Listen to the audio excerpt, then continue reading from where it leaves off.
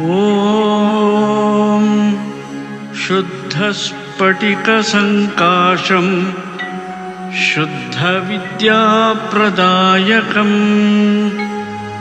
शुद्धं पूर्णं चिदानन्दं सदाशिवमहं भजे।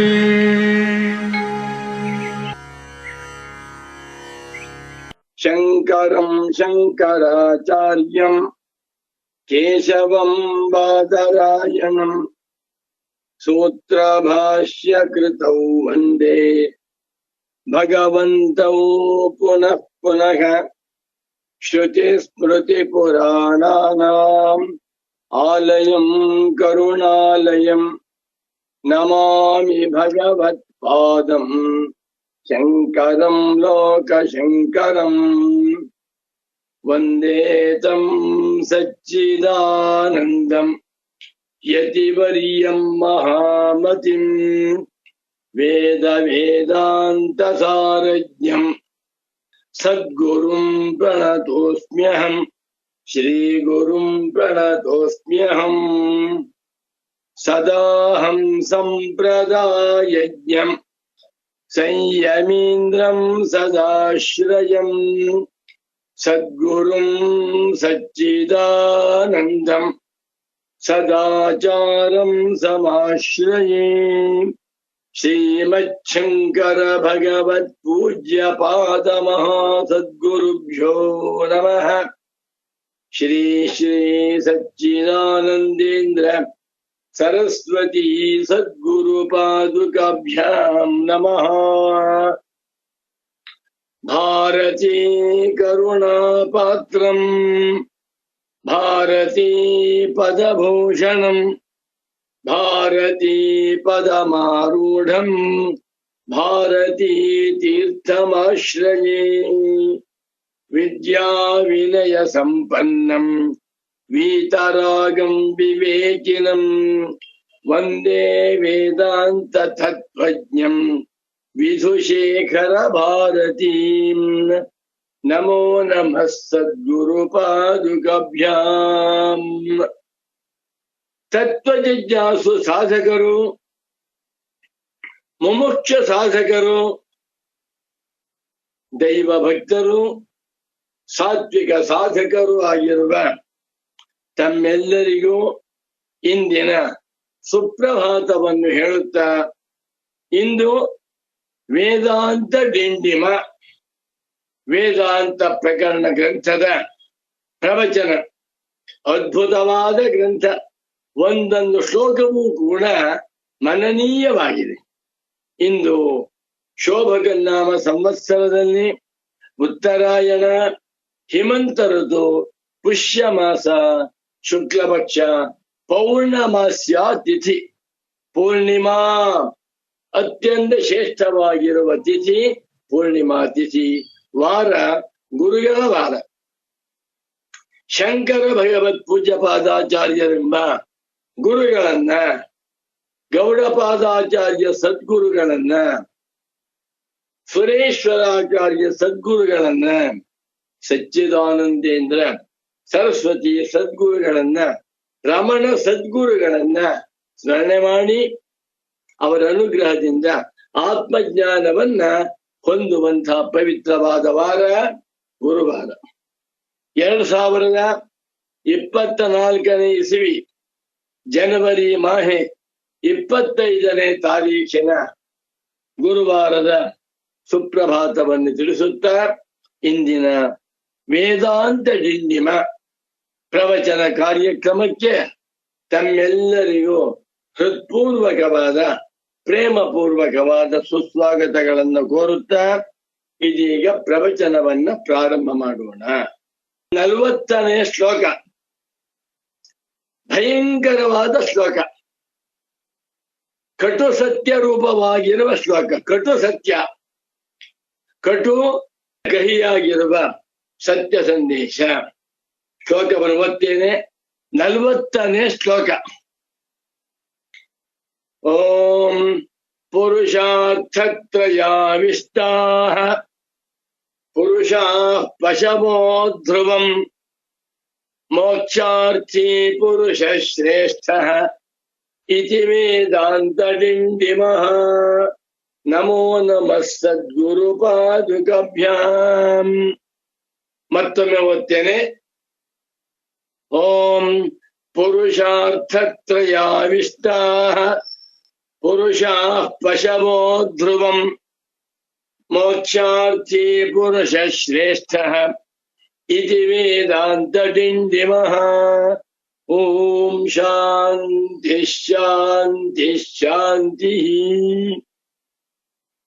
ತುಂಬಾ ಸುಂದರವಾದ ಶ್ಲೋಕ, ಘನವಾದ ಶ್ಲೋಕ, ಭಯಂಕರವಾದ ಶ್ಲೋಕ. ಕಟು ಸತ್ಯವನ್ನ ಉಪದೇಶ ಮಾಡುತ್ತಿರುವಂತಹ ಶ್ಲೋಕವಿದು.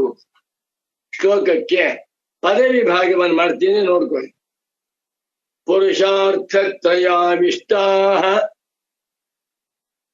ಪುರುಷಾಃ ಪಶವಃ ಧ್ರುವಂ ಮೋಕ್ಷಾರ್ಥಿ ಪುರುಷ ಶ್ರೇಷ್ಠಃ ಇತಿ ವೇದಾಂತಡಿಂಡಿಮಃ ನಮೋ ನಮಃ ಸದ್ಗುರು ಪಾದುಕಭ್ಯಾಂ. ಚೆನ್ನಾಗಿದೆ. 8 ಪದಗಳಿಂದ ಸಿದ್ಧವಾಗಿರುವ ಶ್ಲೋಕವಿದು. ಅಸ್ಮಿನ್ ಶ್ಲೋಕೆ ಅಷ್ಟೌ ಪದಾನಿ ಸಂತಿ. ಅಷ್ಟಪದಾತ್ಮಕ ಶ್ಲೋಕ. ಭಯವಾಗುತ್ತೆ ಓದ್ತಾ ಇದ್ರೆ, ಅರ್ಥ ಹೇಳಬೇಕು ಅಂದ್ರೆ ಸಂತೋಷವಾಗುತ್ತೆ. ಅನ್ವಯ ಹೇಳ್ತೇನೆ. ಪುರುಷಾರ್ಥತ್ರಯಾವಿಷ್ಟಾಃ ಪುರುಷಾಃ ಧ್ರುವಂ ಪಶವಃ ಯಃ ಮೋಕ್ಷಾರ್ಥಿ ಸಹ ಪುರುಷ ಶ್ರೇಷ್ಠಃ ಇತಿ ವೇದಾಂತಡಿಂಡಿಮಃ ನಮೋ ನಮಃ ಸಚ್ಚಿದಾನಂದೇಂದ್ರ ಸರಸ್ವತಿ ಸದ್ಗುರು ಪಾದುಕಾಭ್ಯಾಂ.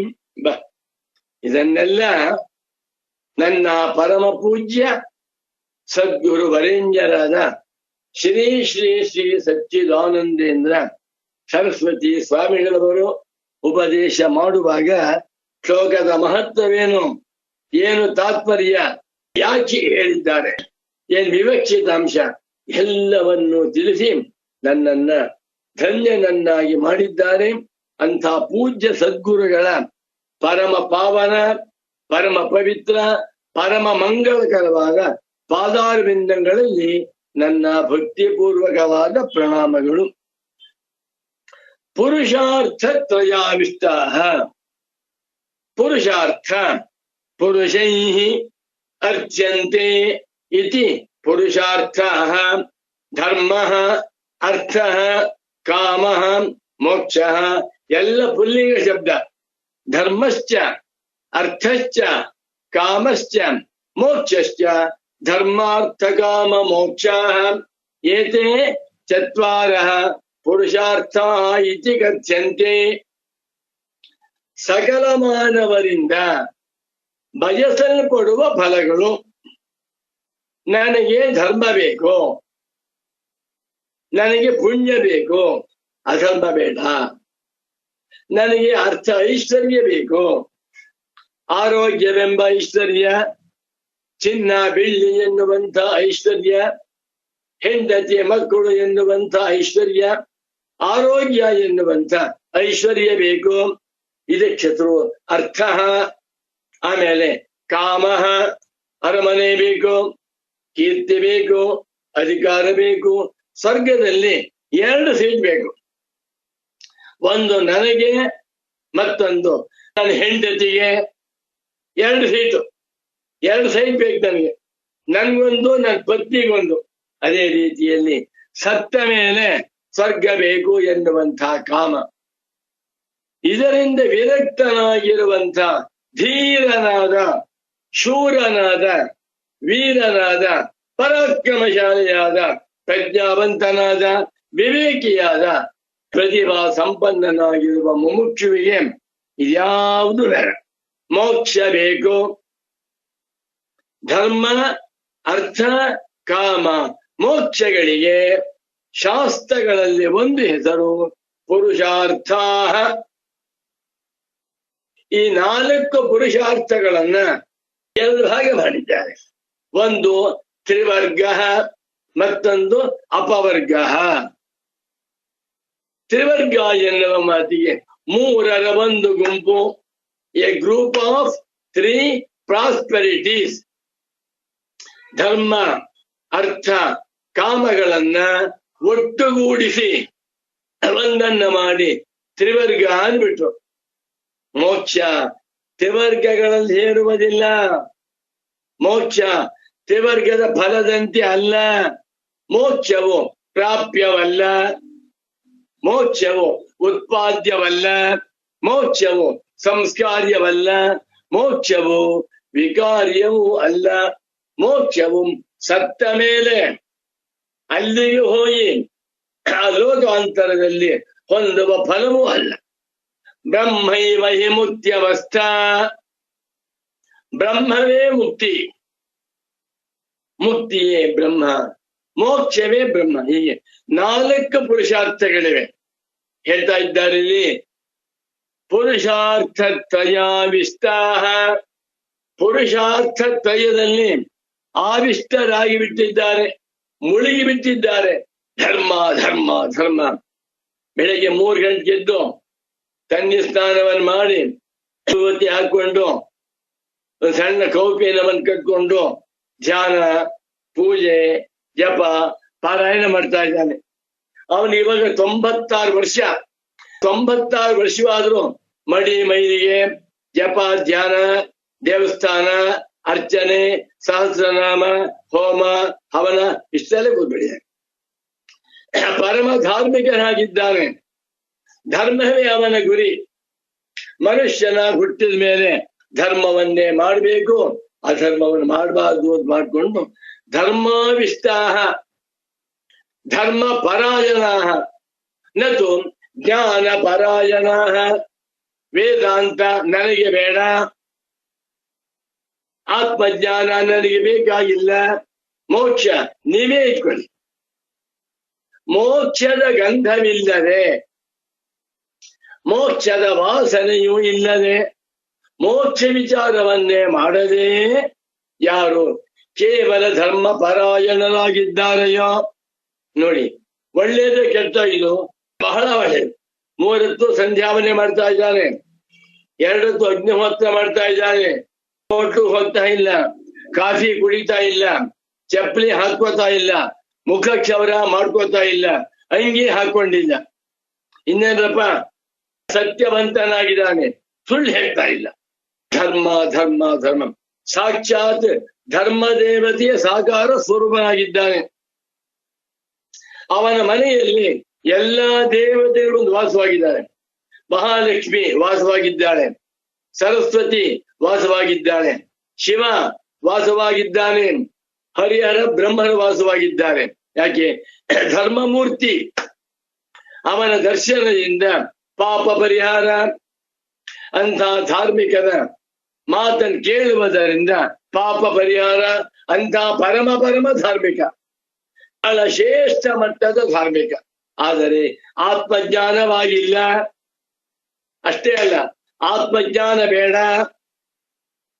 ಆತ್ಮಜ್ಞಾನವೆಲ್ಲ ಬರೀ ಬೋಗಸ್. ಅಥಾತೋ ಧರ್ಮ ಜಿಜ್ಞಾಸ ಸಾಕು, ಅಥಾತೋ ಬ್ರಹ್ಮ ಜಿಜ್ಞಾಸ ಬೇಡ ಎಂದು ಹೇಳುತ್ತಾ ವೇದಾಂತ ಮಂತ್ರಗಳನ್ನೇ ಕಿವಿಗಳಿಂದ ಕೇಳದೆ ಅಹಂ ಬ್ರಹ್ಮಾಸ್ಮಿ ಬ್ರಹ್ಮೈವೇದಂ ವಿಶ್ವಂ ಮಾಯಾ ಮಾತ್ರಮಿದಂ ಸರ್ವಂ ಅಬ್ಬಬ್ಬ ತತ್ವಮಸಿ ಇಂಥ ವಾಕ್ಯಗಳನ್ನು ಕೇಳಿಯೇ ಇಲ್ಲ. ಗೊತ್ತಿರದೇನು? ಜ್ಯೋತಿಷ್ಠಾಮೇನ ಸ್ವರ್ಗಕಾಮೋ ಯಜೇತ ಕಲಂಜನ್ನ ಭಕ್ಷಯೇತಿ ಮಾತು ದೇವೋ ಭವ ಪಿತು ದೇವೋ ಭವ ಆಚಾರ್ಯ ದೇವೋ ಭವ. ಇಷ್ಟಲ್ಲೇ ಕೂತ್ಬಿಡಿದ್ದಾರೆ. ಇವನ್ ಏನ್ ಹೆಸರು ಕೊಡ್ಬೇಕು ನಾವು? ಇಂಥವನನ್ನ ಇಡೀ ಜಗತ್ತು ಪುಣ್ಯಾತ್ಮ, ಮಹಾತ್ಮ, ತಪಸ್ವಿ, ಯೋಗ ಪುರುಷ ಎಂದು ಬಹಳವಾಗಿ ಹೊಗಳ್ತಾರೆ. ತುಂಬಾ ಸಂತೋಷ. ಆದರೆ ಆದರೆ ಆದರೆ ಬ್ರಹ್ಮಜ್ಞಾನಿಗಳು ಯಾರು ಜೀವನ್ಮುಕ್ತರಾಗಿದ್ದಾರೆಯೋ, ರಮಣ ಮಹರ್ಷಿಗಳಾಗಿರ್ಬೋದು, ಸಚ್ಚಿದಾನಂದೇಂದ್ರ ಸರಸ್ವತಿ ಸ್ವಾಮಿಗಳಾಗಿರ್ಬೋದು, ಸುಬ್ರಾಯ ಶರ್ಮಾಜಿ ಆಗಿರ್ಬೋದು, ಇಂಥವರ ದೃಷ್ಟಿಯಿಂದ ಅಂಥ ಪರಮ ಧಾರ್ಮಿಕರಿಗೆ ಹೆಸರು ಪಶವಃ. ಭಯವಾಗತ್ತಿಲ್ಲ, ತಪ್ಪು ತಿಳ್ಕೋಬೇಡಿ. ಇವರೊಂದು ಪಶುಗಳು ಅಂದ್ಬಿಟ್ರು. ಏನ್ ಸ್ವಾಮಿ ಇಷ್ಟೊಂದೆಲ್ಲ ಕಷ್ಟಪಟ್ಕೊಂಡು ಅಧ್ಯಯನ, ಅಧ್ಯಾಪನ, ಯಜನ, ಯಾಜನ, ದಾನ, ಪ್ರತಿಗ್ರಹಗಳೆಂಬ ಷಟ್ಕರ್ಮಾನುಷ್ಠಾನವನ್ನು ಮಾಡುತ್ತಾ ಒಂದು ಅಧರ್ಮಾನುಷ್ಠಾನವನ್ನು ಮಾಡ್ತಾ ಇಲ್ಲ. ಮಡಿವಂತರಾಗಿದ್ದಾರೆ, ಹೋಟ್ಲಿಗೆ ಹೋಗ್ತಾ ಇಲ್ಲ, ಸಿನಿಮಾ ಇಲ್ಲ, ಹೆಂಡ ಇಲ್ಲ, ಸಿಗರೇಟ್ ಬೀಡಿ ಇಲ್ಲ. ಪರಿಶುದ್ಧವಾದ ಧರ್ಮಾತ್ಮರು, ನಖ ಶಿಖಾಂತವಾಗಿ ಧರ್ಮ ಧರ್ಮ ಧರ್ಮ. ಕಣ್ಣುಗಳಲ್ಲಿ ಧರ್ಮ, ಮೂಗಿನಲ್ಲಿ ಧರ್ಮ, ಬೆಟ್ಟಿನಲ್ಲಿ ಧರ್ಮ, ಉಗಿರಿನಲ್ಲಿ ಧರ್ಮ, ರೋಮ ಕೂಪಗಳಲ್ಲಿ ಧರ್ಮ, ಧರ್ಮಮಯರಾಗಿದ್ದಾರೆ. ಇಂಥವರನ್ನ ನೀವು ಪಶುಗಳು ಅಂತ ಕರೀತಾ ಇದ್ದರಲ್ಲ, ತಪ್ಪಲ್ವೇ ಅಂದ್ರೆ ದೃಷ್ಟಿಕೋನ. ನಿಜವಾಗಿ ಅವನು ಬ್ರಹ್ಮ ಸ್ವರೂಪನೇ ಆಗಿದ್ದಾನೆ. ಬ್ರಹ್ಮ ಅಂದ್ರೇನು? ಅನ್ಯತ್ರ ಧರ್ಮಾತ್, ಅನ್ಯತ್ರ ಧರ್ಮಾತ್, ಅನ್ಯತ್ರಾಸ್ಮಾತ್ ಕೃತಾತ್, ಅನ್ಯತ್ರ ಭೂತಾಚ್ಚ ಭವ್ಯಾಚ್ಚ ಯತ್ತತ್ ಪಶ್ಯತಿ ತದ್ವದ. ಆ ಧಾರ್ಮಿಕನಾಗಿರುವ ಮನುಷ್ಯ ನಿಜವಾಗಿ ಧರ್ಮವನ್ನು ಅಧರ್ಮವನ್ನು ಮೀರಿರುವ ಬ್ರಹ್ಮವಾಗಿದ್ದಾನೆ. ಅದನ್ನು ತಿಳ್ಕೊಂಡಿಲ್ವಲ್ಲ. ಉಪನಿಷತ್ ಸಂದೇಶಗಳನ್ನ ಕೇಳಿಯೇ ಇಲ್ವಲ್ಲ. ಅವನಿಗೆ 96 ವರ್ಷ, 97 ವರ್ಷ. ಅಪ್ಪ, ಈಶಾವಾಸ್ಯೋಪನಿಷತ್ತು ಗೊತ್ತಾ? ಏನ್ ಹಾಗಂದ್ರೆ? ಕೇನೋಪನಿಷತ್ ಗೊತ್ತಾ? ಏನ್ ಹಾಗಂದ್ರೆ ಶಬ್ದವನ್ನೇ ಕೇಳಿಲ್ಲ. ಧರ್ಮಾನುಷ್ಠಾನವನ್ನು ಮಾಡ್ತಾ ಇದ್ದಾನೆ. ಎಲ್ಲಾ ದೇವತೆಗಳು ಅವನಿಗೆ ಸಕಲ ಭೋಗಗಳನ್ನು ಕೊಟ್ಟಿದ್ದಾರೆ. 150 ವರ್ಷ ಬದುಕ್ತಾನವನು. 3 ಜನ ಪತ್ನಿಯರು, 56 ಜನ ಮಕ್ಕಳಿದ್ದಾರೆ ಅವನಿಗೆ. ಎಲ್ಲರೂ ಕಾಲಿಟ್ಕೊಂಡಿದ್ದಾರೆ, ಮೊಮ್ಮಕ್ಕಳಿದ್ದಾರೆ, ಎಲ್ಲರಿಗೂ ಅರಮನೆ ಇದೆ, ಮರಿಮಕ್ಕಳಿದ್ದಾರೆ, ಅವರಿಗೆಲ್ಲ ಸೈಟ್ ಇದೆ. ಬಹಳ ಇಡೀ ಪ್ರಪಂಚದಲ್ಲಿ ನಂಬರ್ 1 ಅಂಥ ಮಹಾತ್ಮ. ಆದರೆ ಅವನು ದೇವತೆಗಳಿಗೆ ಬಲಿಪಶುವಾಗಿದ್ದಾನೆ. ಏನ್ ಸ್ವಾಮಿ ಇದು? ಕಟು ಸತ್ಯ, ಕಹಿಯಾದ ಸತ್ಯ ಸಂದೇಶ. ಇದರಲ್ಲಿ ನಮಗೆ ರಾಗದ್ವೇಷ ಬೇಡ, ವಿವಕ್ಷಿತಾಂಶವನ್ನು ಅರ್ಥ ಮಾಡು. ಪುರುಷಾರ್ಥತ್ರಯಾವಿಷ್ಟಾಃ ಪುರುಷಾಃ. ಕೇವಲ ಧರ್ಮಾನುಷ್ಠಾನ ನಿಷ್ಠನಾಗಿ ಅಧರ್ಮ ತ್ಯಾಗ ಪೂರ್ವಕವಾಗಿ ಯಾವಾತನು ಕೇವಲ ಪುಣ್ಯ ಕರ್ಮಾನುಷ್ಠಾನವನ್ನೇ ಮಾಡ್ತಾ ಇದ್ದಾನೋ ದೇವತೆಗಳು ಸಂತೋಷ ಪಡಿಸ್ತಾ ಇದ್ದಾನೆ. ದೇವತೆಗಳು ಇವನಿಗೆ ಎಲ್ಲಾ ಸಂಪತ್ತನ್ನೂ ಕೊಡ್ತಾ ಇದ್ದಾರೆ. ಏನ್ ಬೇಕಪ್ಪ ನಿನಗೆ? ನಮ್ಮ ಮಕ್ಕಳಿಗೆಲ್ಲ ಚೆನ್ನಾಗಿ ಆರೋಗ್ಯವನ್ನು ಕೊಡು, ತಥಾಸ್ತು. ಇನ್ನೇನ್ ಬೇಕಪ್ಪ? ನನಗೆ 180 ಆಯುಷ್ಯವನ್ನು ಕೊಡು, ತಥಾಸ್ತು. ಇನ್ನೇನ್ ಬೇಕು? ನನಗೆ ಕೀರ್ತಿಯನ್ನು ಕೊಡು, ತಥಾಸ್ತು. ಇವನೇ ಭಿಕ್ಷುಕ, ಯಾರು? ಧಾರ್ಮಿಕ. ದೇವತೆಗಳು ಧನಿಗಳು. ಏನ್ ಹೇಳ್ಬೇಕು? ಒಬ್ಬ ದೊಡ್ಡ ಶ್ರೀಮಂತ ಇದ್ದಾನೆ, ಬೇಕಾದ ಸಂಪತ್ತಿದೆ. ಅವನ ಹತ್ರ ಒಬ್ಬ ಬ್ರಹ್ಮಚಾರಿ ಕೆಲಸ ಮಾಡ್ಕೊಂಡಿದ್ದಾನೆ. ಏನ್ ಬೇಕಪ್ಪ ನಿನ್ಗೆ? ಏನಾದ್ರು ಕೊಡಿ ಸ್ವಾಮಿ. ಸಮೃದ್ಧಿಯಾಗಿ ದುಡ್ಡು ಕೊಡ್ತಾ ಇದ್ದಾನೆ, ಮನೆ ಕೊಟ್ಟಿದ್ದಾನೆ. ನಾ ಮದುವೆ ಮಾಡ್ಕೋಬೇಕು. ಒಂದು ಒಳ್ಳೆ ಹುಡುಗಿಯನ್ನು ನೋಡಿ ಆ ಧನಿ ಮದುವೆ ಮಾಡ್ದ. 10 ಕೋಟಿ ರೂಪಾಯಿ ಖರ್ಚು ಮದುವೆ ಮಾಡ್ದ. ಅದಕ್ಕೇನ್ ಬೇಕಾ ಸ್ವಾಮಿ? ವಾಸಕ್ಕೊಂದು ಮನೆ ಬೇಕು, ಅರಮನೆ ಕಟ್ಟಿಸ್ಕೊಟ್ಟ. ದೊಡ್ಡ ಅರಮನೆ. ಅರಮನೆಯಲ್ಲಿ ಸ್ವಿಮ್ಮಿಂಗ್ ಪೂಲ್ ಇದೆ, ಹೆಲಿಪ್ಯಾಡ್ ಇದೆ, ಎಲ್ಲ ಅನುಕೂಲವನ್ನು ಮಾಡಿಸ್ಕೊಟ್ಟ. ಸ್ವಾಮಿ, ನನ್ನ ಹೆಂಡತಿ ಗರ್ಭಿಣಿಯಾಗಿದ್ದಾಳೆ, ಆಸ್ಪತ್ರೆ ಹೆರಿಗೆಯಾಗಿ ದುಡ್ಡು ಬೇಕು, ಕೊಡ್ತೀನಿ. ಕಾರ್ ಕೊಟ್ಟ, ಮನೆ ಕೊಟ್ಟ, ಸೈಟ್ ಕೊಟ್ಟ. ಆ ಬ್ರಹ್ಮಚಾರಿ ಗೃಹಸ್ಥನಾಗಿ 5 ಜನ ಮಕ್ಕಳು ತಂದೆಯಾಗಿದ್ದಾನೆ. ಅವನ್ನೆಲ್ಲ ಓದಿಸ್ತಾ ಇದ್ದಾನೆ.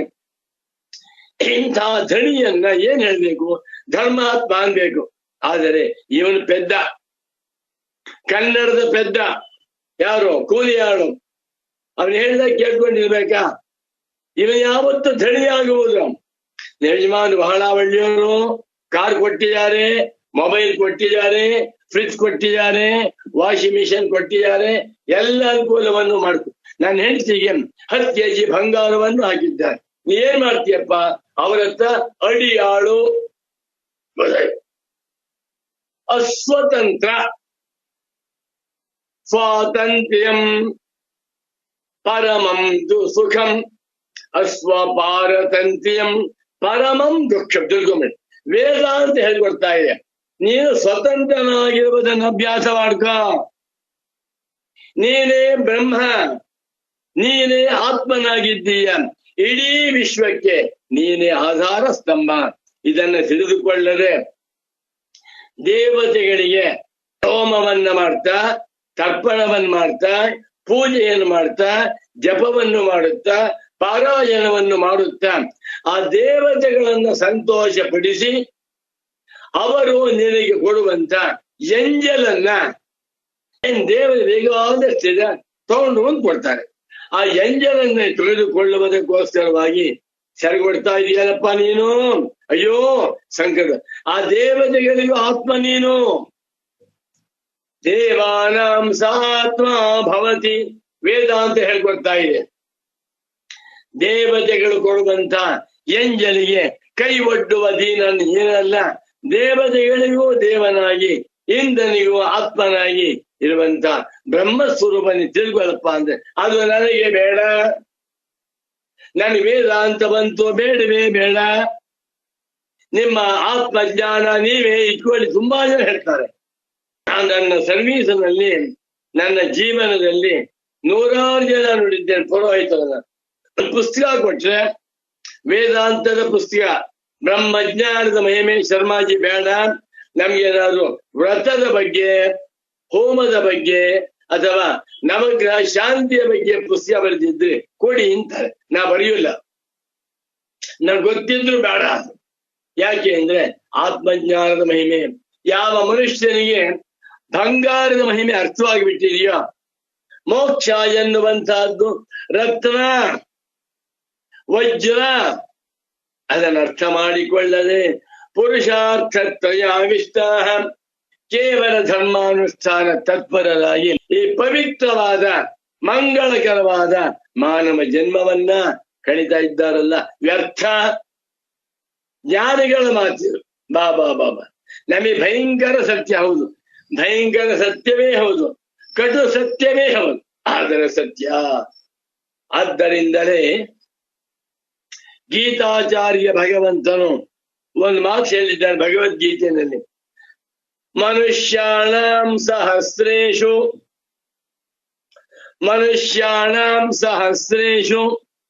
ಕಶ್ಚಿದ್ ಯತತಿ ಸಿದ್ಧಯೇ ಯತತಾಮಪಿ ಸಿದ್ಧಾನಾಂ ಕಶ್ಚಿನ್ಮಾಂ ವೇತ್ತಿ ತತ್ವತಃ. ಅಬ್ಬಬ್ಬಬ್ಬ, ಕೋಟಿ ಕೋಟಿ ಮಾನವರಲ್ಲಿ ಒಬ್ಬನು ಆತ್ಮಜ್ಞಾನ ಪ್ರಾಪ್ತಿಗೆ ಪ್ರಯತ್ನವನ್ನು ಮಾಡ್ತಾನೆ. ಅಂತಹ ಕೋಟಿ ಕೋಟಿ ಅಧ್ಯಾತ್ಮ ಸಾಧಕರಲ್ಲಿ ಒಬ್ಬನು ವೇದಾಂತವನ್ನು ಓದಿ ಅಹಂ ಬ್ರಹ್ಮಾಸ್ಮಿ ತಿಳ್ಕೊತಾನೆ. ಈ ದೃಷ್ಟಿಯಿಂದ ಬ್ರಹ್ಮಜ್ಞಾನದ ಫಲವಾಗಿರುವ ಪರಿಪೂರ್ಣಾನಂದವೆಂಬ ನಿರುಪಾಧಿಕವಾದ ಮೋಕ್ಷ ಫಲದ ದೃಷ್ಟಿಯಿಂದ ಎಲ್ಲ ದೇವತೆಗಳು ಜುಜುಬಿ. ನಾವೇನ್ ದೇವತೆಗಳನ್ನ ವೇದಾಂತದಲ್ಲಿ ಬ್ರಹ್ಮಜ್ಞಾನಿ ಕರೆಯುವುದಿಲ್ಲ. ಒಂದು ಪುಟಾಣಿ ದೃಷ್ಟಾಂತ ಕೊಡ್ತೇನೆ. ರಮಣ ಮಹರ್ಷಿ ಅಪಾರವಾದ ಪ್ರೀತಿ ಇದೆ, ಭಕ್ತಿ ಮಹಾತ್ಮ. ಕೌಪಿನ ಕಟ್ಬಿಟ್ಟಿದ್ದಾರೆ. ಅವ್ರ ಹತ್ರ ಹೋದ್ರೆ ನಮಗೆ ಒಂದು ಚಾಕ್ಲೇಟ್ ಸಹಿತ ಸಿಕ್ಕೋದಿಲ್ಲ. ಚಾಕ್ಲೇಟ್ ಇಲ್ಲ, ಬಿಸ್ಕೆಟ್ ಇಲ್ಲ, ಭಸ್ಮ ಇಲ್ಲ, ಕುಂಕುಮ ಇಲ್ಲ, ನಿಂಬೆ ಎಂಥದ್ದು ಇಲ್ಲ. ಅವರಂಥ ಮಹಾತ್ಮರು. ರಮಣ ಮಹರ್ಷಿಗಳು ಒಂದ್ ಕಡೆ ಇಳಿ, ಒಂದ್ ತಗ್ಲಿನಲ್ಲಿ, ಈ ಕಡೆಯಲ್ಲಿ 33 ಕೋಟಿ ದೇವತೆಗಳಿಂದ ಕೂರಿಸಿ, ಇಂದ್ರ, ಚಂದ್ರ, ಆದಿತ್ಯ, ಕುಬೇರ, ಅಷ್ಟವಸಗಳು, ಸಪ್ತಮರುತ್ತಗಳು, ಏಕಾದಶ ರುದ್ರರು, ದ್ವಾದಶಾದಿತ್ಯರು ತೂಕ ಮಾಡಿದ್ರೆ ರಮಣ ಮಹರ್ಷಿ ತೂಕವೇ ತೂಕ. ಇವರೆಲ್ಲ ಜೊಳ್ಳು. ಯಾವ ದೃಷ್ಟಿಯಿಂದ? ಅದ್ವೈತ ವೇದಾಂತ ದರ್ಶನದ ದೃಷ್ಟಿಯಿಂದ. ರಮಣ ಮಹರ್ಷಿಗಳು ಆ ದೇವತೆಯು ನಾನೇ, ರಾಕ್ಷಸನೂ ನಾನೇ, ನಾಗರ ಹಾವು ನಾನೇ, ಅದರ ಬಾಲವೂ ನಾನೇ, ಎಲ್ಲವೂ ಪುಣ್ಯವೂ ನಾನೇ, ಪಾಪವೂ ನಾನೇ ಎಂದು ತಿಳಿದುಕೊಂಡಿರುವ ಸರ್ವಾತ್ಮ ಭಾವ ಸಂಪನ್ನರಾದ ಜ್ಞಾನಿ ಪುಂಗವರು. ದೇವತೆಗಳು ನಾನ್ ಚಂದ್ರ, ನಾನ್ ಹೆಚ್ಚು, ಆದಿತ್ಯ ನಾನ್ ಹೆಚ್ಚು. ದೇವತೆಗಳಲ್ಲಿ ರಾಗದ್ವೇಷಗಳು ಉಂಟು, ದೇವತೆಗಳಲ್ಲಿ ಪಕ್ಷಪಾತಗಳು ಉಂಟು, ದೇವತೆಗಳಲ್ಲಿ ವೈಷಮ್ಯಗಳು ಉಂಟು. ಯಾಕೆ? ಅವಿದ್ಯಾವಂತರು. ಇದು ಕಟು ಸತ್ಯವಾಗಿರಬಹುದು, ಅದು ಸತ್ಯ. ಇದು ವೇದಾಂತದ ಪರಿಪೂರ್ಣ ದೃಷ್ಟಿ. ಈ ದೃಷ್ಟಿಯಿಂದ ಹೇಳ್ತಾ ಇದ್ದಾರೆ, ಪುರುಷಾರ್ಥ ತ್ರಯಾವಿಷ್ಟ. ಪುರುಷಾರ್ಥ ತ್ರಯ, ಧರ್ಮ, ಅರ್ಥ ಮತ್ತು ಕಾಮಗಳು. ಇವುಗಳಿಗೆ ಮತ್ತೊಂದು ಹೆಸರು ತ್ರಿವರ್ಗ. ತ್ರಿವರ್ಗಗಳಲ್ಲಿ ಯಾರು ಕೂತಿದ್ದಾರೋ ಅವರು ನಿಜವಾದ ಪಶುಗಳು. ಪಶು ಅಂದ್ರೇನು? ಪಾಪ ವಿವೇಕವಿಲ್ಲ. ಏನ್ರಿ? ಧಾರ್ಮಿಕರಿಗೆ ವಿವೇಕವಿಲ್ಲವಾ? ಇಲ್ಲ. ಅಹಂ ಬ್ರಹ್ಮಾತ್ಮಿ ಎನ್ನುವಂತ ವಿವೇಕ ಉಂಟ? ಇಂಥ ಯಜ್ಞವನ್ನು ಮಾಡಿದೆ, ಇಂಥ ಹೋಮವನ್ನು ಮಾಡಿದೆ, ಇಂಥ ಪೂಜೆ ಮಾಡಿದೆ, ಇಂಥ ಪಾರಾಯಣ ಮಾಡಿದೆ, ಅದರಿಂದ ಇಂಥ ಫಲ ಬಂತು. ಯಾವುದು ಶಾಶ್ವತ?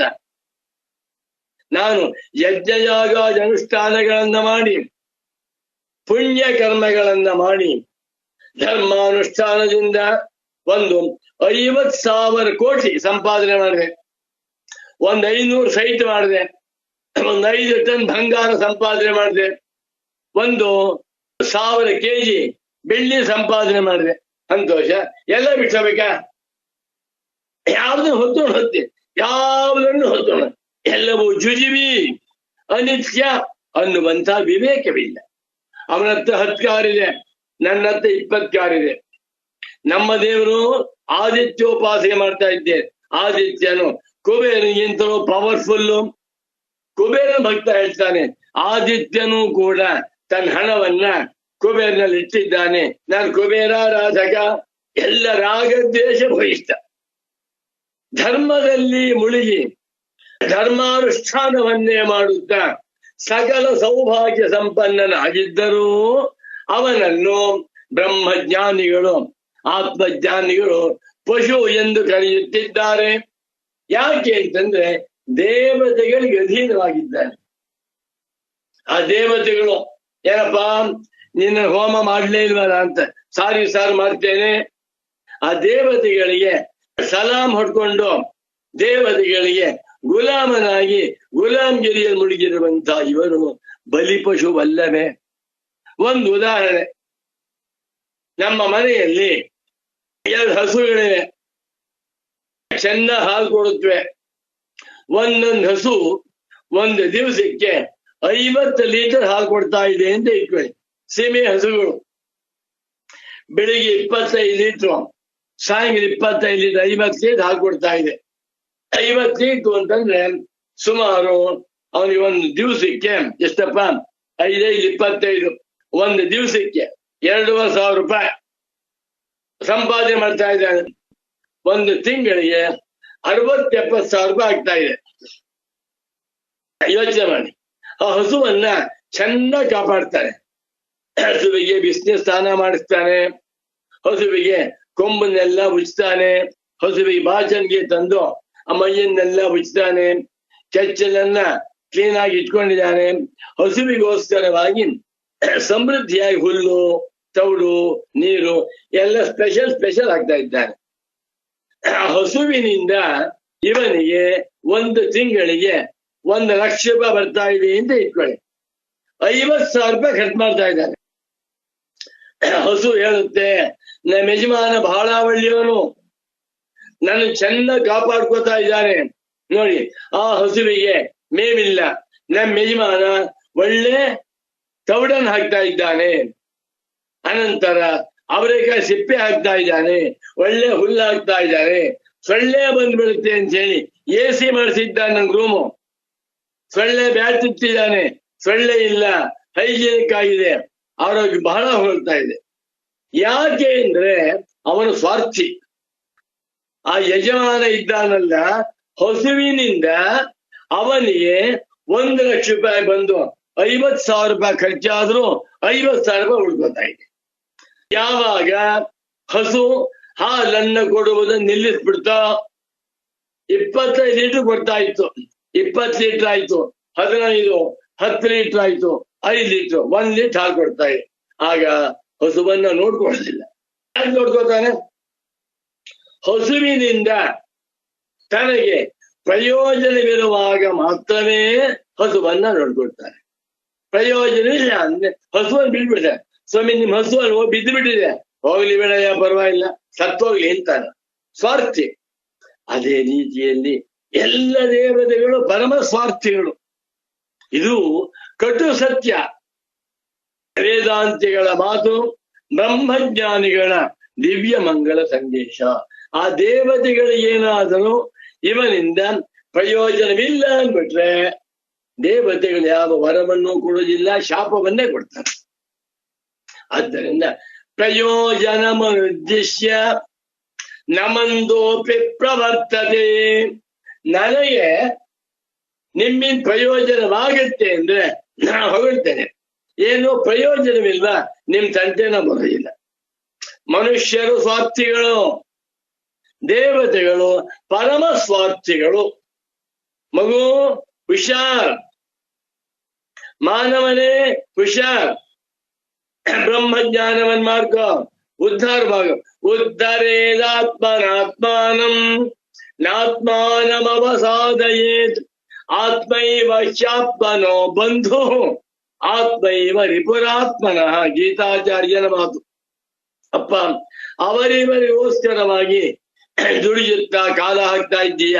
ಹೆಂಡತಿಗೋಸ್ಕರ, ಮಕ್ಕಳಿಗೋಸ್ಕರ, ಗಂಡನಿಗೋಸ್ಕರ, ರಾಜರಿಗೋಸ್ಕರ, ಮತ್ತೊಬ್ಬರಿಗೋಸ್ಕರವಾಗಿ ದುಡಿದಿದ್ದಾಯ್ತು.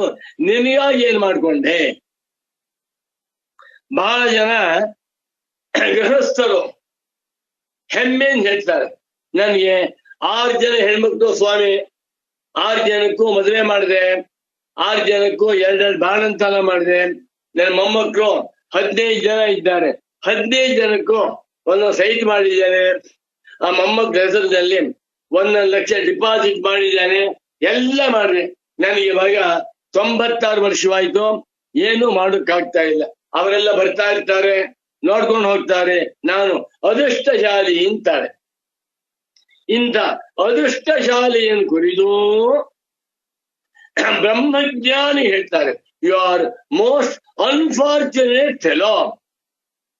ದುರದೃಷ್ಟಶಾಲಿ. ನೀನೇನಾದ್ರೂ ವೇದಾಂತಗಳನ್ನ ಕೇಳಿದ್ದೀಯಾ? ವೇದಾಂತ ಸಂದೇಶಗಳನ್ನ ಅರ್ಥ ಮಾಡ್ಕೊಂಡಿದ್ದೀಯಾ? ವಿಚಾರವ ಇಲ್ಲ.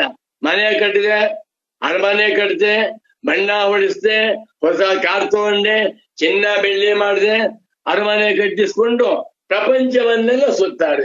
ಇದಕ್ಕೆ 0 ನಂಬರು, 1 ನಂಬರ್ ಏನ್ ಮನುಷ್ಯನಾಗಿ ಹುಟ್ಟಿ ಪುನರ್ಜನ್ಮರಹಿತವಾದ ಮೋಕ್ಷವನ್ನೇ ಹೊಂದುವಂತ ಸುವರ್ಣಾವಕಾಶ ನಿನಗಿದ್ದರೂ ಆ ಕಡೆ 1% ಪ್ರಯತ್ನವನ್ನ ಮಾಡದೆ ಪುಣ್ಯ ಧರ್ಮ ಅನುಷ್ಠಾನ ಇಷ್ಟಲ್ಲೇ ಕಾಲ ಹಾಕ್ಬಿಟ್ರೆ ದೊಡ್ಡ ನಷ್ಟ ಅಲ್ವೇ? ಯೋಚನೆ ಮಾಡಿ. ಇದು ಜ್ಞಾನಿಗಳ ಸಂದೇಶ. ಹೀಗೆಂದು ಇತಿ ವೇದಾಂತ ಡಿಂಡಿಮ ಅಂತ ಹೇಳ್ತಾ ಇದೆ. ಬಾ, ಒಂದು ವಾಕ್ಯ ಹೇಳಬಿಡ್ತೀನಿ ನೋಡಿ. ಗುರುಗಳು ಬರೀತಾರೆ, ಯಥಾ ಹಿಮೈ ಪಶವಃ ಬಹವಃ ಮನುಷ್ಯಂ ಭುಂಜು ಏವಂ ಏವ ಏಕೈಕ ಪುರುಷಃ ದೇವಾನ್ ಭುನಕ್ತಿ. ರಾಮ. ಹೇಗೆ ಒಬ್ಬ ಮನುಷ್ಯನಲ್ಲಿ 10 ಪಶುಗಳಿದ್ದರೆ ಎಲ್ಲಾ ಪಶುಗಳು ಕೂಡ ಆ ಯಜಮಾನನನ್ನ ಸಾಕುತ್ತಿವೆಯೋ, ಯಜಮಾನ ಪಶುವನ್ನ ಸಾಕುತ್ತಾನೆ ಎನ್ನುವುದಕ್ಕಿಂತ ಈ ಪಶು ಯಜಮಾನ ಕಾಪಾಡ್ತಾ ಇದೆ. ಪಶುವಿಗಾಗಿ ಯಜಮಾನ, ಯಜಮಾನನಿಗಾಗಿ ಪಶು, ದೇವತೆಗಳಿಗಾಗಿ ಧಾರ್ಮಿಕ, ಧಾರ್ಮಿಕನಾಗಿ ಇಬ್ಬರು ಸ್ವಾರ್ಥಿಗಳೇ. ಈ ಮನುಷ್ಯ ಆ ದೇವತೆಗಳನ್ನ ಸಾಕ್ತಾ ಕೂತ್ಬಿಟ್ಟ. 80 ಆಯ್ತು, 90 ಆಯ್ತು, ಏನ್ ಮಾಡಿದ್ಯಪ್ಪ ಅಂದ್ರೆ ಆ ದೇವಸ್ಥಾನಕ್ಕೆ ಹೋದೆ, ಆ ದೇವಸ್ಥಾನದಲ್ಲಿ ಇಂಥ ಕೃಷ್ಣನಿಗೆ ವಜ್ರದ ಕಿರೀಟ ಮಾಡಿಸ್ಕೊಟ್ಟೆ, ಇನ್ನೊಂದು ದೇವಸ್ಥಾನಕ್ಕೆ ಹೋಗಿದೆ, ಆ ದೇವಸ್ಥಾನದಲ್ಲಿ ಬೆಳ್ಳಿ ಕವಚವನ್ನು ಮಾಡಿಸ್ಕೊಟ್ಟೆ, ಏನಾಯ್ತು? ಎಲ್ಲ ಅವಿದ್ಯಾ ಕ್ಷೇತ್ರ. ಜೊಳ್ಳಿನ ವ್ಯಾಪಾರ ಮಾಡಿಕೊಂಡು ಕಾಲ ಹಾಕ್ತೀವಿ. ಗಟ್ಟಿ ವ್ಯಾಪಾರ ಮಾಡೋದು ಯಾವಾಗ? ಸಮಯ ವಯಸ್ಸು ಹೋಯ್ತು ನನಗೆ, ಮುಂದಿನ ಜನ್ಮದಲ್ಲಿ ನೋಡೋಣ, ಮುಂದಿನ ಜನ್ಮದಲ್ಲಿ ದಿಟ್ಟೋ. ಇದು ಬಹಳ ಸೂಕ್ಷ್ಮ ವಿಚಾರ, ಇದನ್ನ ಸಭೆಯಲ್ಲಿ ಹೇಳಬಾರದು. ಅದು ಶ್ಲೋಕ ಬಂದದ್ದು ಹೇಳ್ತಾ ಇದ್ದೀನಿ. ದೇವತೆಗಳಿಗೆ ಧರ್ಮಾನುಷ್ಠಾನ ತತ್ಪರರಾಗಿರುವ ಮನುಷ್ಯರು ಪಶುಗಳನ್ನ ಯಜಮಾನ ಅನುಭವಿಸುವಂತೆ ಇವನ ನಿಂತ್ಕೊಂಡು ದೇವತೆಗಳು ಮಜಾ ಮಾಡ್ತಾ ಇದ್ದಾರೆ. ದೇವತೆಗಳಿಗೆ ಇವನಿಂದ 1 ಲಕ್ಷ ರೂಪಾಯಿ ಸಂಪಾದನೆ, ಇವನಿಗೆ ದೇವತೆಗಳಿಂದ 1 ರೂಪಾಯಿ ಸಂಬಳ. ಆದ್ದರಿಂದ ಎಲ್ಲ ದೇವತೆಗಳು ಗ್ರಹಗಳು ಎಲ್ಲರೂ ಸ್ವಾರ್ಥಿಗಳೇ. ಗ್ರಹಗಳು ಅಂತ ಹೇಳ್ತೇವೆ, ಅವರು ತಮ್ಮ ತಮ್ಮ ಪತ್ನಿಯರೊಂದಿಗೆ ಸಂತೋಷ ಮಜಾ ಮಾಡ್ಕೊಂಡಿರ್ತಾರೆ. ಪಾಪ ಇವನು ಆ ಗ್ರಹಗಳಿಗೆ ಹೋಮ ಮಾಡ್ಕೊಂಡು ನವಗ್ರಹ ಮಾಡ್ಕೋತ ಕಾಲ ಆಗ್ತಾ ಇದ್ದಾನೆ. ಆ ಗ್ರಹಗಳಿಗೂ ನಾನೇ ಆತ್ಮನಾಗಿದ್ದೇನೆ, ನನಗೆ ಯಾರಿಂದಲೂ ಯಾವ ಎಂಜಲೂ ಬೇಕಾಗಿಲ್ಲ ಅಂತ ತಿಳಿದುಕೊಂಡಿರುವಂತಹ ಅವನೇ ರಮಣ, ಬಾ ಅವನೇ ಶಂಕರ, ಅವನೇ ಸಚ್ಚಿದಾನಂದೇಂದ್ರ ಸರಸ್ವತಿ ಸ್ವಾಮಿ. ವ್ಯಾವಹಾರಿಕವಾಗಿ ಹೇಗೆ ಬೇಕಾದ್ರೂ ಇಲ್ಲಿ ಅವರ ಜ್ಞಾನ ನಿಶ್ಚಯನ ಅರ್ಥ ಮಾಡಿಕೊಳ್ಳಬೇಕು. ಮುಂದಕ್ಕೆ ಹೋಗ್ಬಿಡ್ತೇನೆ. ಪುರುಷಾರ್ಥತ್ರಯಾವಿಷ್ಟ ಧರ್ಮವಾಯಿತು, ಇನರ್ಥ. ಸೆಕೆಂಡ್, ಧರ್ಮಾದರ್ಥಶ್ಚ ಕಾಮಶ್ಚ ಸ ಕಿಮರ್ಥಂ ನ ಸೇವ್ಯತೆ ಅಂತ ಹೇಳ್ತಾನೆ. ವಿದ್ಯಾ ದದಾತಿ ವಿನಯಂ, ವಿನಯಾದ್ಯಾತಿ ಪಾತ್ರತಾಂ, ಪಾತ್ರತ್ವಾ ಧನಮಾಪ್ನೋತಿ, ಧನಾಧರ್ಮಂ ತತಃ ಸುಖಂ. ಹೌದಾ? ವಿದ್ಯಾವಂತನು ವಿನೀತನಾಗಿದ್ದರೆ ಬೇಕಾದ ಏನ್ ಮಾಡಕ್ಕೆ ಅರ್ಥ ಎನ್ನುವ ಮಾತಿಗೆ ಸಂಪತ್ತು, ವೆಲ್ತ್, ಹಣವೇ ಆಗ್ಬೇಕಾದಿಲ್ಲ. ಅರ್ಥಕ್ಕೆ ಸಹಸ್ರಾರು ಮುಖಗಳಿವೆ. ಆರೋಗ್ಯ ಸಂಪತ್ತು, ಐಶ್ವರ್ಯ ಸಂಪತ್ತು, ಸೌಂದರ್ಯ ಸಂಪತ್ತು, ಯೌವನ ಸಂಪತ್ತು, ಮಿತ್ರ ಸಂಪತ್ತು, ಅಧಿಕಾರ ಸಂಪತ್ತು, ಇದೆಲ್ಲೇ ಮುಗಿಬಿಟ್ರೆ ನಾ ಮಂತ್ರಿ ಆಗ್ಬೇಕು, ಅಧಿಕಾರ ಬೇಕು, ದೊಡ್ಡವನಾಗ್ಬೇಕು ಮಾಡ್ಕೊಂಡು ಇಡೀ ತಮ್ಮ ಜೀವಮಾನದಲ್ಲಿ ಏನಪ್ಪಾ ಅಂದ್ರೆ ನಾನು ಒಳ್ಳೆ ಸಂಪತ್ ಭೂಯಿಷ್ಠರಾಗ್ಬೇಕು. ಎಷ್ಟು ಸಂಪಾದನೆ ಮಾಡಿದರೂ ಅನಿತ್ಯವಲ್ಲೇನ್ರಿ? ವಿವೇಕವಿಲ್ಲ. ಅನಿತ್ಯಾನಿ ಶರೀರಾಣಿ ವಿಭವಾನೈವ ಶಾಶ್ವತಃ ನಿತ್ಯಂ ಸನ್ನಿಹಿತೋ ಮೃತ್ಯು ತಸ್ಮಾತ್ ಜಾಗೃತ ಜಾಗೃತ ವಿದ್ಯುತ್ ಚಂಚಲಮಾಯುಷ್ಯಂ ತಸ್ಮಾತ್ ಜಾಗ್ರತ ಜಾಗ್ರತ. ಶಂಕರ ಭಗವತ್ ಪೂಜ್ಯಪಾದಾಚಾರ್ಯರ ವಾಣಿ. ಸಂಪದ ಸ್ವಪ್ನ ಸಂಕಾಶ ಯೌವನಂ ಕುಸುಮೋಪಮಂ. ಹೌದಾ? ಆಯು ಕ್ಷೀಣಂ ಆಯುಷ್ಯ ಹೋಗ್ತಾ ಇದೆ, ಸಂಪಾದನೆ ಮಾಡ್ತಾ ಮಾಡ್ತಾ ಮುದುಕರಾಗಿಬಿಟ್ವಿ. ಏನ್ ಚಿಕ್ಕ ವಯಸ್ಸಿನಲ್ಲಿ ವೇದಾಂತ ಅಭ್ಯಾಸ ಮಾಡೋ, ಬ್ರಹ್ಮಜ್ಞಾನ ಉಂಟಾಗುತ್ತೋ ಇಲ್ವೋ ಆ ವಿಷಯ ಬೇರೆ. ಬ್ರಹ್ಮಜ್ಞಾನ ಅಂದ್ರೇನು, ವೇದಾಂತ ಅಂದ್ರೇನು, ಮೋಕ್ಷ ಎಂದರೇನು, ಅವಿದ್ಯಾ ಎಂದರೇನು ಎನ್ನುವುದನ್ನ ಅರ್ಥ ಮಾಡಿಕೊಂಡು ಬಿಟ್ಟರೆ ಅವನ ಜನ್ಮ ಸಾರ್ಥಕ. ಹಾಗಿಲ್ಲದೆ ಅರ್ಥ ಬರೀ ಸಂಪಾದನೆ ಸಂಪಾದನೆ ಸಂಪಾದನೆ, ಎಷ್ಟು ಸಂಪಾದನೆ ಮಾಡಿದ್ರು ಬಿಟ್ಟು ಹೋಗ್ಬೇಕಲ್ವೇ?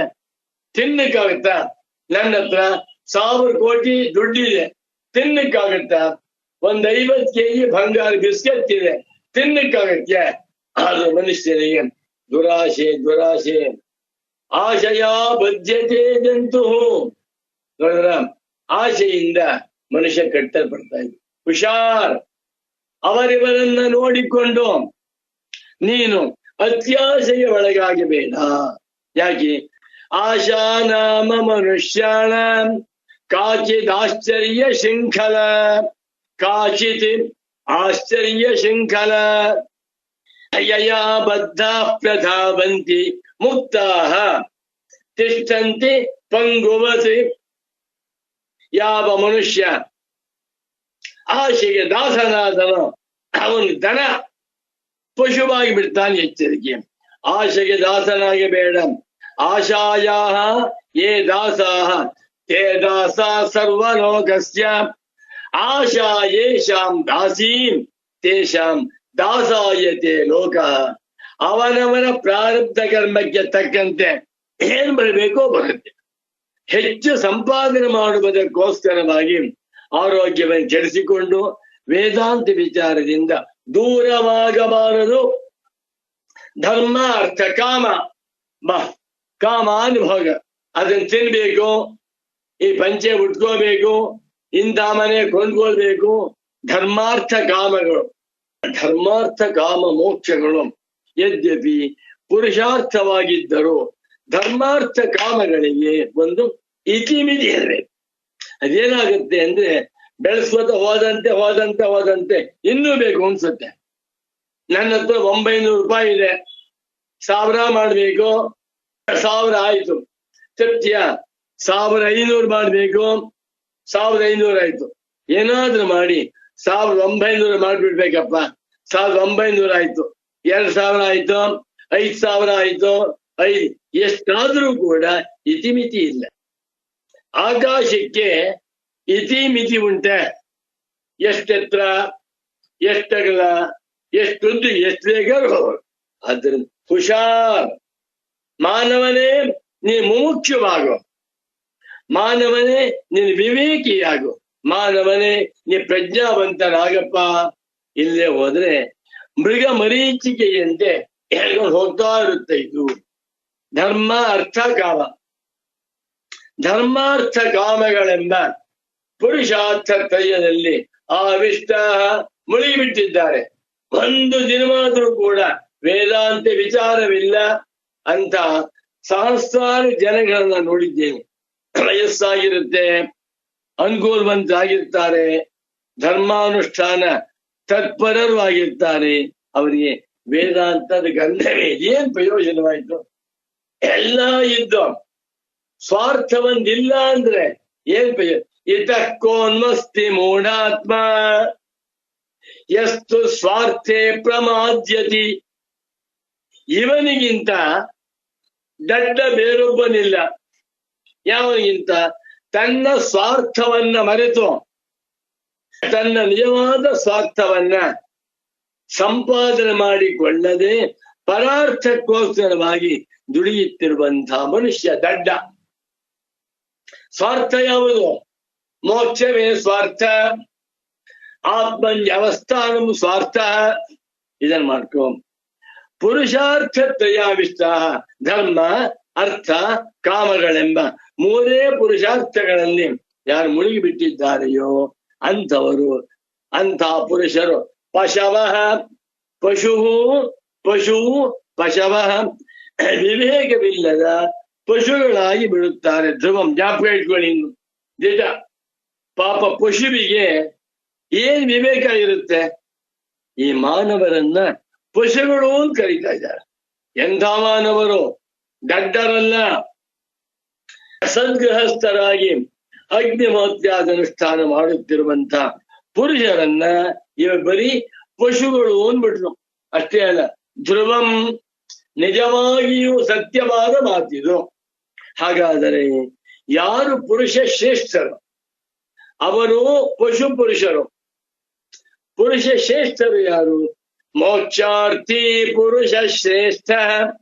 ಮೋಕ್ಷೇಣ ಅರ್ಥಿ ಮೋಕ್ಷಾರ್ಥಿ, ಮೋಕ್ಷವನ್ನೇ ಬಯಸುವಂಥವನು. ನನಗೆ ಅಮೃತತ್ವವೇ ಬೇಕು, ನನಗೆ ಯಾವ ಸುಖ ದುಃಖಗಳು ಬೇಡ, ಸುಖ ದುಃಖ ಬಂಧನದಿಂದ ನನ್ನನ್ನು ತಪ್ಪಿಸಿಕೊಳ್ಳಬೇಕು, ಜನ್ಮ ಮರಣ ಬಂಧನ ಚಕ್ರದಿಂದ ಈ ಮಾನವ ಜನ್ಮದಲ್ಲಿ ನನ್ನನ್ನ ನಾನು ಬಿಡಿಸಿಕೊಳ್ಳಬೇಕೆಂದು ಅರ್ಥಿ ಪ್ರಯತ್ನ ಮಾಡುತ್ತಿರುವವನು. ಇಲ್ಲಿ ಸ್ವಾರಸ್ಯ ನೋಡಿ, ಮೋಕ್ಷೇಣ ಅರ್ಥಿ ಮೋಕ್ಷಾರ್ಥಿ.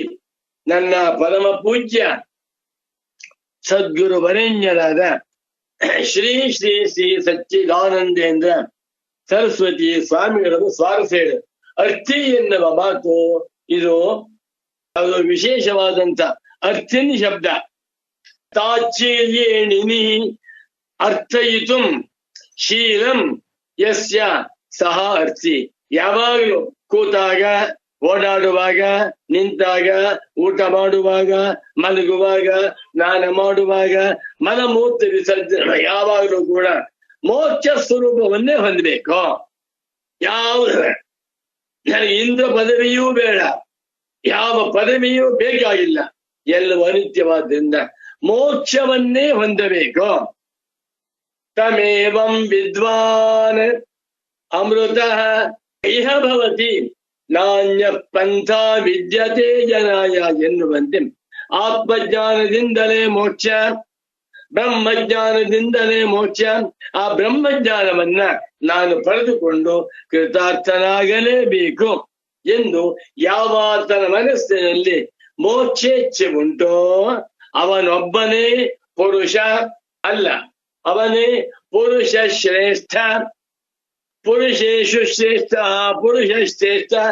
ಕೋಟಿ ಕೋಟಿ ಮಾನವರಿದ್ದಾರೆ, ಎಲ್ಲ ಮಾನವರ ಪೈಕಿ ಇವನೊಬ್ಬನೇ ಶ್ರೇಷ್ಠನಾಗಿರುವಂತಹ ಮನುಷ್ಯ ಎಂದು ವೇದಾಂತಗಳು ಸಾರ್ತಾ ಇವೆ ಎಂದು ಗುರುಗಳ ವಾಕ್ಯವನ್ನು ಓದ್ತೇವೆ ನೋಡಿ.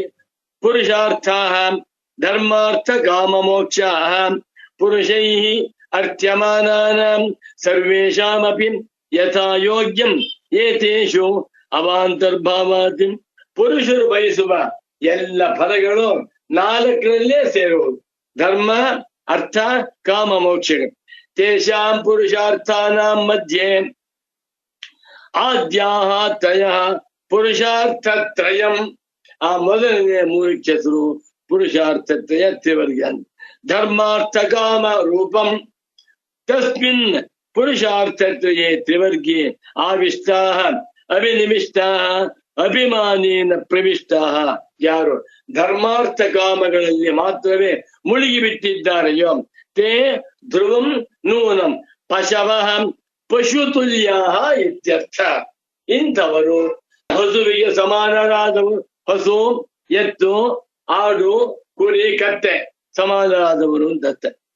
ಯದ್ಯಪಿ ಪಶವಃ ಪುರುಷ ಇವ ನ ಜನ್ಮಾಂತರ ಲೋಕಾಂತರ ಸಂಬಂಧಿನಂ ಆತ್ಮಾನಂ ಜಾನಂತಿ ತಥಾಪಿ ಪರಮಾರ್ಥ ಜ್ಞಾನಂ ಇಷ್ಟಾನಿಷ್ಟ ಪರಿಹಾರ ಉದ್ಯೋಗಶ್ಚ ಇತಿ ಉಭಯಂ ಸಮಾನಂ ಪಶುಭಿ ಪುರುಷಾರ್ಥ ತ್ರಯಾವಿಷ್ಟಾನ. ಸರಿ, ಆ ಪಶುಗಳಿಗೆ ಜನ್ಮಾಂತರ ಕಲ್ಪನೆ ಇಲ್ಲ, ಆದರೂ ಕೂಡ ಉಮಹೆ ಇಷ್ಟೇ, ಸಂಪಾದನೆ ಮಾಡ್ಬೇಕು, ತಿನ್ಬೇಕು, ಮಜಾ ಮಾಡ್ಕೋಬೇಕು, ಸಾಕು. ಯಥಾಚ ಪಶವಃ ಮನುಷ್ಯಾಣಾಂ ದೋಹನ ವಾಹನಾದಿ ಉಪಕಾರೈ ಉಪಭೋಗ್ಯತೆಯ ತದ್ದಾನ ತೃಣಾದಿಭಿರೇವ ತೃಪ್ಯಂತಿ. ಪಾಪ ಹಸುಗಳು ಮನುಷ್ಯರಿಗೆ ಹಾಲು ಕೊಡೋದು, ನೆಗ ಹೊತ್ತು ಓಡಾಡೋದು, ಜಮೀನು ನೋಡೋದು, ಇಷ್ಟಲ್ಲೇ ತೃಪ್ತಿ ಆಗ್ತಾ ಇದೆಯಾ? ಏವಮೇವ ದೇವಾದಿಭಿ ಯಾಗಾದಿನ ಉಪಭೋಗ್ಯಾಹ ತದ್ದತ್ತ ತ್ರಿವರ್ಗ ಫಲ ಮಾತ್ರೇಣ ತೃಪ್ತಾ. ದೇವತೆಗಳು ಸಹ ದುಡಿಯುತ್ತಾ ದೇವತೆಗಳು ಕೊಡುವಂತಹ ಫಲಗಳಿಂದ ಯಾರು ಸಂತೃಪ್ತರಾಗಿದ್ದಾರೋ ಅಂತ ಪುರುಷರು ಕೂಡ ಅನವರತಂ ಶಾಮ್ಯಂತಿ, ಸುಮ್ಮನೆ ಕಷ್ಟಪಡ್ತಾ ಇರ್ತಾರಲ್ವೇ. ಆದ್ದರಿಂದ ಇಂಥವರನ್ನ ಆತ್ಮಜ್ಞಾನಕ್ಕಾಗಿ ಪ್ರಯತ್ನ ಮಾಡದಿರುವಂತಹ ಮನುಷ್ಯರನ್ನ ಪಶುಗಳು ಎಂದು ಕರಿ. ಪುನಃ ಮೋಕ್ಷೇಣ ಜ್ಞಾನೈಕಲಭ್ಯೇನ ಪರಮ ಪುರುಷಾರ್ಥೇನಾರ್ಥೇನ್ ಬ್ರಹ್ಮಜ್ಞಾನವನ್ನು ಹೊಂದಬೇಕು, ಮೋಕ್ಷವನ್ನೇ ಹೊಂದಬೇಕೆಂದು ಯಾವಾಗ ಇಷ್ಟಪಡ್ತಾ ಇದ್ದಾನೋ ಅವನೊಬ್ಬನೇ ನಿಜವಾದ ಪುರುಷ ಶ್ರೇಷ್ಠ. ಹೇಗೆ ದೇವತೆಗಳಿಗೆ ಮನುಷ್ಯರು ಪಶುಗಳು, ಅದೇ ರೀತಿಯಲ್ಲಿ ಮಾನವರಿಗೆ ಹಸುಗಳು ಪಶುಗಳಾಗಿವೆ. ಏತದಕ್ಷರಂಗಾಗಿ ಅವಿದಿತ್ವ ಅಸ್ಮಾಲೋಕಾತ್ಮೈತಿ ಸಕೃಪಣಃ ಯಹ ಏತದಕ್ಷರಂಗಾಗಿ ವಿದಿತ್ವ ಅಸ್ಮಾಲೋಕಾತ್ಮೈತಿ ಸಬ್ರಾಹ್ಮಣ. ಈ ಮಾನವ ಲೋಕದಲ್ಲಿ ಬ್ರಹ್ಮಜ್ಞಾನವನ್ನ ಮಾಡಿಕೊಳ್ಳದೆ ಯಾವನು ಸತ್ತೋಗ್ತಾನೋ ಅವನು ಕೃಪಣ, ಅವನೊಬ್ಬ ಪಶು. ಆದರೆ ಯಾರು ಈ ಮಾನವ ಜನ್ಮದಲ್ಲಿ ಆತ್ಮಜ್ಞಾನವನ್ನ ಮಾಡಿಕೊಂಡು ಉಪನಿಷತ್ತಿನ ಸಂದೇಶಗಳನ್ನ ಅರ್ಥ ಮಾಡಿಕೊಂಡು ಬ್ರಹ್ಮಜ್ಞಾನಿಯಾಗಿ ಮುಕ್ತನಾಗುತ್ತಾನೆಯೋ ಅವನೊಬ್ಬನೇ ಬ್ರಾಹ್ಮಣ, ಅವನೇ ನಿಜವಾಗಿರುವಂತ ಪುರುಷ ಶ್ರೇಷ್ಠ. ಎಂದು ಉಪನಿಷತ್ತುಗಳು ಹೇಳ್ತಾ ಇವೆ ಎಂದು. ಇವತ್ತಿನ ತಾತ್ಪರ್ಯವೇನು? ಪವಿತ್ರವಾದ ಮಾನವ ಜನ್ಮ, ದುರ್ಲಭವಾದ ಮಾನವ ಜನ್ಮ, ಅತ್ಯಂತ ಶ್ರೇಷ್ಠವಾದಂತಹ ಮಾನವ ಜನ್ಮದಲ್ಲಿ ಸಂಪಾದನೆ ಮಾಡಲೇಬೇಕಾಗಿರುವಂತಹ ಆಸ್ತಿ ಮೋಕ್ಷ. ಮೋಕ್ಷಕ್ಕಾಗಿ ಪ್ರಯತ್ನವನ್ನೇ ಮಾಡದೆ, ಮೋಕ್ಷ ಗ್ರಂಥಗಳ ಅಧ್ಯಯನವನ್ನು ಮಾಡದೆ, ಬರೀ ಸಂಪಾದನೆಯನ್ನು ಮಾಡುತ್ತಾ ಕಾಮೋಪಭೋಗಗಳಲ್ಲಿ ಯಾರು ಮುಳುಗಿದ್ದಾರೆಯೋ ಅಂಥವರ ಮಾನವ ಜನ್ಮ ವ್ಯರ್ಥವಾಗುತ್ತದೆ. ಹಾಗಾಗಬಾರದು. ಪ್ರತಿಯೊಬ್ಬ ಮನುಷ್ಯನು ಈ ಮಾನವ ಜನ್ಮದಲ್ಲಿ ಬ್ರಹ್ಮಜ್ಞಾನಕ್ಕಾಗಿ ಪ್ರಯತ್ನ ಮಾಡಬೇಕು ಎನ್ನುವುದು ಇವತ್ತಿನ ಉಪನ್ಯಾಸದ ತಾತ್ಪರ್ಯ. ಪುರುಷಾರ್ಥತ್ರಯಾವಿಷ್ಟಾಃ ಪುರುಷಃ ಪಶವೋ ಧ್ರುವಂ ಮೋಕ್ಷಾರ್ಥಿ ಪುರುಷ ಶ್ರೇಷ್ಠಃ ಇತಿ ವೇದಾಂತ ಡಿಂಡಿಮಃ. ನಮೋ ನಮಃ ಸದ್ಗುರು ಪಾದುಕಾಭ್ಯಾಂ ಶ್ರೀ ಶ್ರೀ ಸಚ್ಚಿದಾನಂದೇಂದ್ರ ಸರಸ್ವತಿ ಸದ್ಗುರು ಪಾದುಕಾಭ್ಯಾಂ. ಎಲೆಜೀವ ಬಲು ಯೋನಿಗಳಲ್ಲಿ ತೊಳಲಿ ಬಂದೆ, ಅದರಿಂದೇನಾಯಿತು? 84 ಲಕ್ಷ ಬಗೆಯ ಜೀವರಾಶಿಗಳಲ್ಲಿ ಮಾನವ ಜನ್ಮ ಅತಿ ಅಮೂಲ್ಯವಾದುದು. ಶ್ರೀಗಳವರು ಎಲೆಜೀವ ಬಲು ಯೋನಿಗಳಲ್ಲಿ ತೊಳಲಿ ನರಳಿ ಸಾಕಾಗಿ ಬಂದೆ, ಆದರೆ ಮಾನವ ಜನ್ಮದ ಬೆಲೆಯೇ ಅರಿಯದೆ ತಿರುಳ ಬಿಸುಟು ಬರೀ ಕರಟವ ಹಿಡಿಯಬೇಡ, ನೀನೇ ಶಂಕರ. ಛಾಂದೋಗ್ಯ ಉಪನಿಷತ್ ತಿಳಿಸುವಂತೆ ತತ್ವಮಸೀ ಎಂಬ ಸಂದೇಶವನ್ನು ನಿನ್ನ ಅನುಭವದಲ್ಲಿ ಕಾಣು ಎಂದಿದ್ದಾರೆ. ಭಗವಾನ್ ಶಂಕರರು ತಮ್ಮ ಬ್ರಹ್ಮಸೂತ್ರ ಭಾಷ್ಯದಲ್ಲಿ ಸರ್ವದುಃಖ ವಿನಿರ್ಮುಕ್ತ ಏಕಚೈತನ್ಯಾತ್ಮಕೋಹಂ ಇತ್ಯೇಷಃ ಆತ್ಮಾನುಭವ ಎಂದಿದ್ದಾರೆ. ಈ ಸಂದೇಶಗಳು ಇಂದ್ರಿಯ ಪ್ರಮಾಣಕ್ಕೆ ವಿರುದ್ಧವಾದರೂ ಅಧ್ಯಾರೋಪಾಪವಾದ ಕ್ರಮದಿಂದ ಶ್ರುತಿಯ ಜಾಡಿನ ಮರ್ಮವನ್ನು ಅರಿಯಬಹುದು.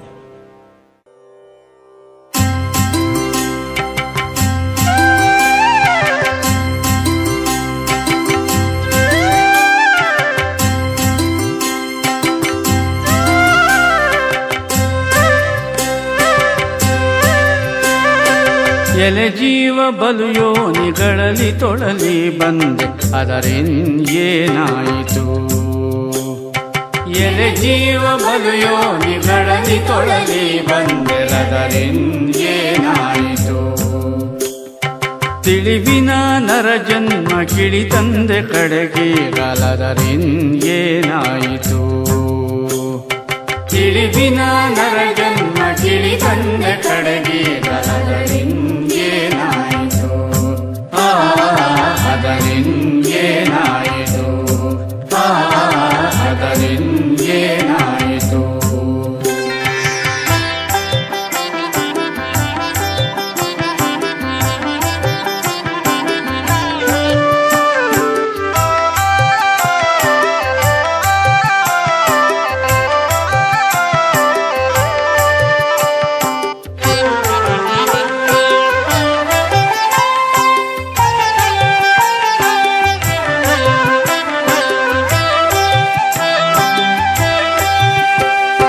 ಬ್ರಾಹ್ಮಣನೆಂದೆಂಬ ಹಮ್ಮ ತಳೆದು ನಿಂದೆ, ಅದರಿಂದೇನಾಯಿತು? ಬ್ರಾಹ್ಮಣನೆಂದೆಂಬ ಹಮ್ಮ ತಳೆದು ನಿಂದೆ, ಅದರಿಂದೇನಾಯಿತು? ಒಮ್ಮೆ ವೇದವನೆಲ್ಲ ಬಿಮ್ಮನೆ ಪಠಿಸಿದೆ, ಅದರಿಂದೇನಾಯಿತು? ಒಮ್ಮೆ ವೇದವನೆಲ್ಲ ಬಿಮ್ಮನೆ ಪಠಿಸಿದೆ, ಅದರಿಂದೇನಾಯಿತು? ಅದರಿಂದೇನಾಯಿತು?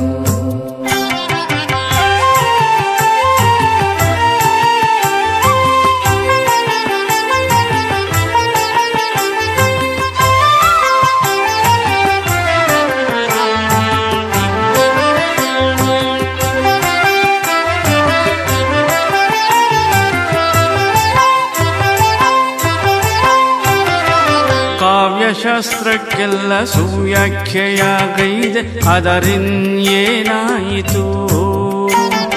ಕಾವ್ಯಶಾಸ್ತ್ರಕ್ಕೆಲ್ಲ ಸುವ್ಯಾಖ್ಯೆಯಾಗೈದೆ, ಅದರಿಂದೇನಾಯಿತು? ಶ್ರಾವ್ಯಗೀತವ ಚಿತ್ರ ದಿವ್ಯ ಶಿಲ್ಪವ ಕಲ್ತೆ ಅದರಿಂದೇನಾಯಿತು ಶ್ರಾವ್ಯಗೀತವ ಚಿತ್ರ ದಿವ್ಯ ಶಿಲ್ಪವ ಕಲ್ತೆ ಅದರಿಂದೇನಾಯಿತು ಅದರಿಂದೇನಾಯಿತು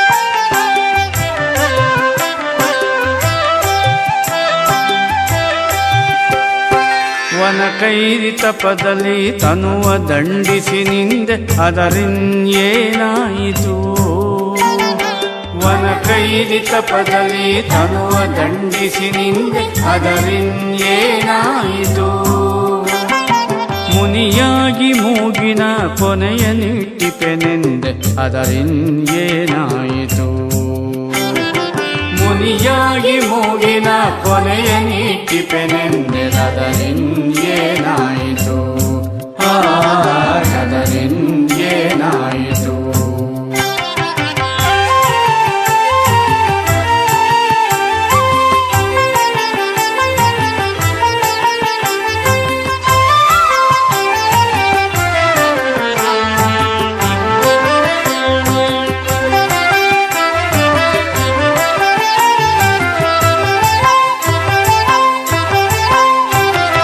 ಕಾಷಾಯ ದಂಡಾದಿ ವೇಷವಂತೆ ಎಲ್ಲ ಅದರಿಂದೇನಾಯಿತು ಕಾಷಾಯ ದಂಡಾದಿ ವೇಷವಂತೆ ಎಲ್ಲ ಅದರಿಂದೇನಾಯಿತು ದೇಶಿಕ ಪದದಲ್ಲಿ ಲೇಷ ಭಕುತಿ ಇಲ್ಲ ಅದರಿಂದೇನಾಯಿತು ದೇಶಿಕ ಪದದಲ್ಲಿ ಲೇಷ ಭಕುತಿ ಇಲ್ಲ ಅದರಿಂದೇನಾಯಿತು ಅದರಿಂದೇನಾಯಿತು